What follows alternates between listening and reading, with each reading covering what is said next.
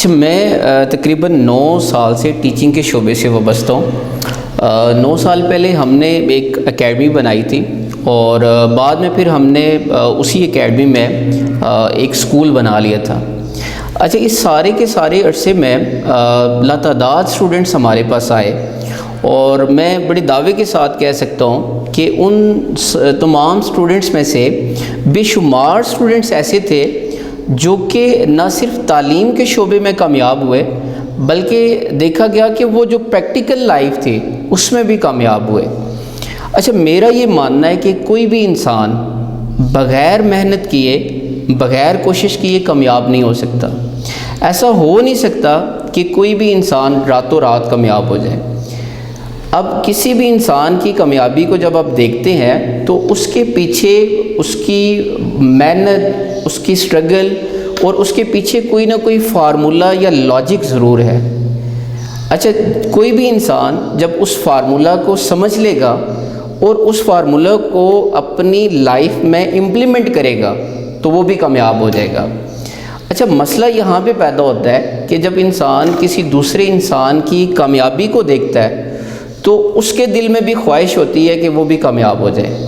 وہ صرف اس کی کامیابی کو دیکھتا ہے، اس کے پیچھے جو اس نے محنت کی، اس نے سٹرگل کی، اس کو نہیں دیکھتا اور وہ چاہتا ہے کہ وہ بھی فوراً سے کامیاب ہو جائے۔ مثال کے طور پہ جب ایک بندہ کسی دوسرے کا یوٹیوب کا چینل دیکھتا ہے کہ اس کے اتنے زیادہ فالوورز ہیں، اتنے سبسکرائبر ہیں، تو وہ بھی اس کے دل میں بھی خواہش ہوتی ہے کہ میں بھی اس طرح کا چینل بنا لوں۔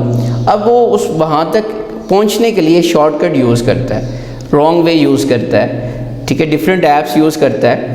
وہ کچھ عرصے کے بعد جب اس کو پتہ لگتا ہے کہ اس کا چینل جو ہے وہ یوٹیوب نے ختم کر دیا ہے، آپ سوچ نہیں سکتے ہیں کہ اس انسان کے اوپر کیا گزرتی ہے۔ اس کی ساری محنت ضائع ہو جاتی ہے۔ اس کی وجہ یہ ہوتی ہے کہ یاد رکھیں، کامیابی کا کوئی بھی شارٹ کٹ نہیں ہے۔ میں واپس اپنے ٹاپک کی طرف آ جاتا ہوں۔ اچھا، میں نے جب ڈھونڈنا شروع کیا کہ وہ فارمولہ، وہ سیکرٹ کون سا تھا، میں نے یہ دیکھا کہ وہ تمام کے تمام اسٹوڈنٹس، ان کے اندر ایک خوبی تھی اور وہ خوبی تھی، وہ تھی مستقل مزاجی، کنسسٹنسی۔ یہ تمام کے تمام وہ اسٹوڈنٹس تھے جو کہ مستقل مزاجی کے ساتھ کام کرتے تھے۔ حضرت واصف علی واصف فرماتے ہیں کہ استقامت میں کرامت ہے، کہ مین آپ کی سپیڈ بے شک سلو ہے لیکن آپ لگے رہتے ہیں، کوشش کرتے رہتے ہیں تو ایک نہ ایک دن آپ کامیاب ضرور ہو جاتے ہیں، ٹھیک ہے۔ یہ وہ تمام کے تمام وہ اسٹوڈنٹس تھے جو کہ روزانہ کی بنیاد پہ پڑھتے تھے، روزانہ کی بنیاد پہ کام کرتے تھے۔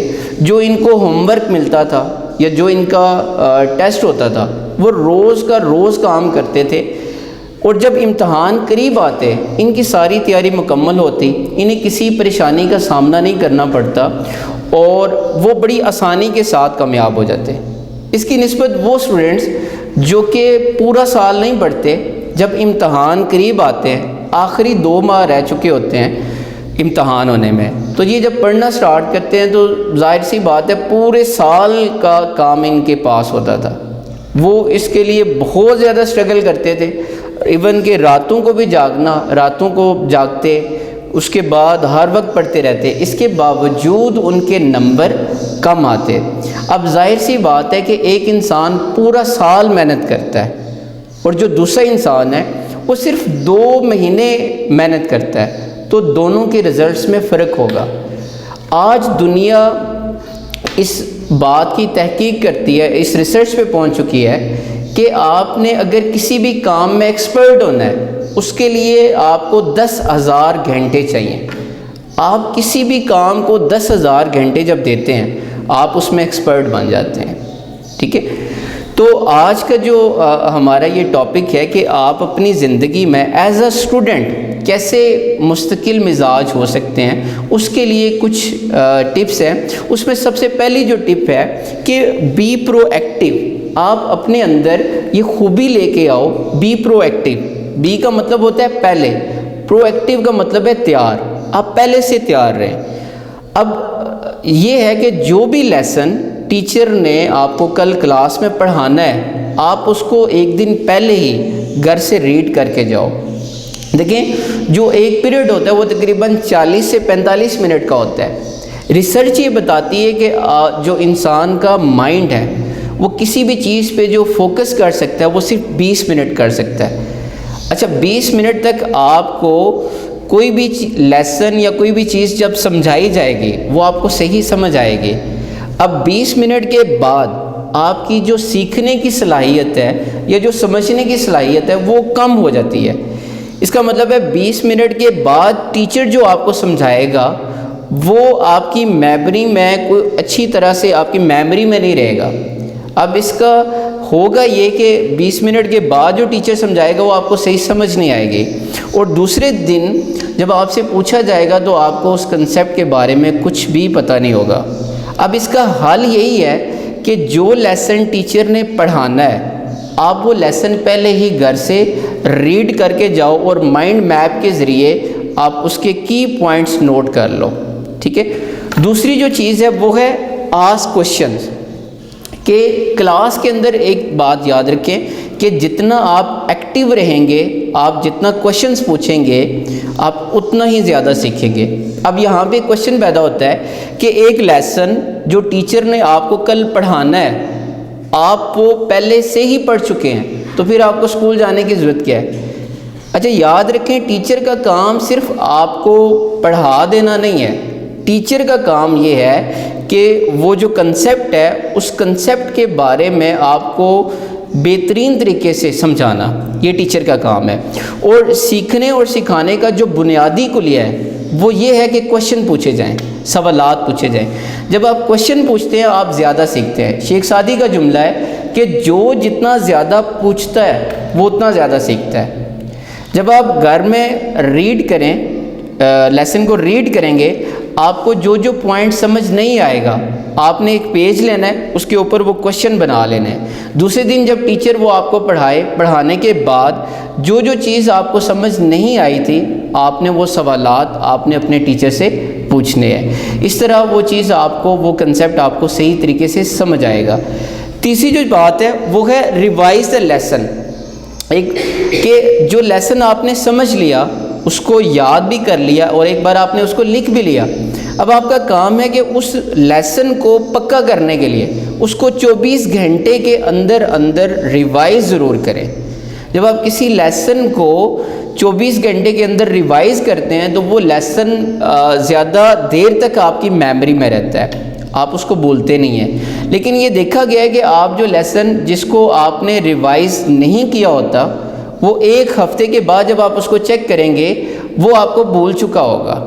ایک بات یاد رکھیے گا کہ اپنی محنتوں کے محافظ خود بنیں.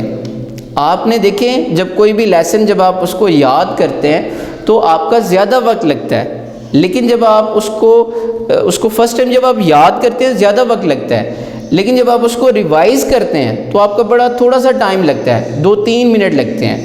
تو آپ دوسرے دن اس کو 24 گھنٹے کے اندر اندر آپ اس کو ریوائز ضرور کریں. اور فورتھ ون ہے میک نوٹس. آپ اپنے جو بھی، پہلی بات تو یہ ہے کہ آپ اپنے سارے سبجیکٹس کے نوٹس بنایا کریں. لیکن اگر سارے سبجیکٹس کے نوٹس بنانا پاسبل نہیں ہے تو ایٹ لیسٹ کم سے کم جو سائنس سبجیکٹ ہیں ان کے نوٹس ضرور بنائیں. اچھا وہ جو ٹاپک ہے اس ٹاپک کے جو کی پوائنٹس ہیں وہ ان نوٹس میں ہونے چاہیے. آپ کے جو نوٹس ہیں وہ بالکل سادہ الفاظ میں ہوں اور بالکل سمپل سے ہوں. جب آپ یہ نوٹس بنا لیں تو آپ یہ کائنڈلی یہ نوٹس اپنے ٹیچر کو ضرور چیک کروائیں اور اس کے اندر جو مسٹیک ہیں ان کو ایز اٹ از نہ چھوڑیں بلکہ ان کی کریکشن کریں بعد میں. جب آپ مسٹیک ایز اٹ از رہنے دیں گے تو یہ غلطیاں آپ جا کے امتحان میں بھی کریں گے. اس لیے آپ اپنے نوٹس بنائیں اور نوٹس بنانے کے بعد اس کی کریکشن بھی کریں. ٹھیک ہے. ایک بات یاد رکھیں، اگر آپ نے کامیاب ہونا ہے تو محنت آپ کو ہی کرنی پڑے گی. ایسا نہیں ہو سکتا کہ کوئی آپ کو کامیاب کروا دے. آج کے دور میں اگر آپ یہ سمجھتے ہیں کہ کوئی آپ کو کامیاب کروا دے، کوئی آپ کو کسی مقام پہ لے جائے تو یہ پاسبل نہیں ہے. اگر آپ نے کامیاب ہونا ہے تو محنت آپ کو کرنی پڑے گی. دیکھیں یاد رکھیں کشتی آپ کی ہے، ملاح بھی آپ خود ہیں، اسٹرگل بھی آپ نے کرنی ہے.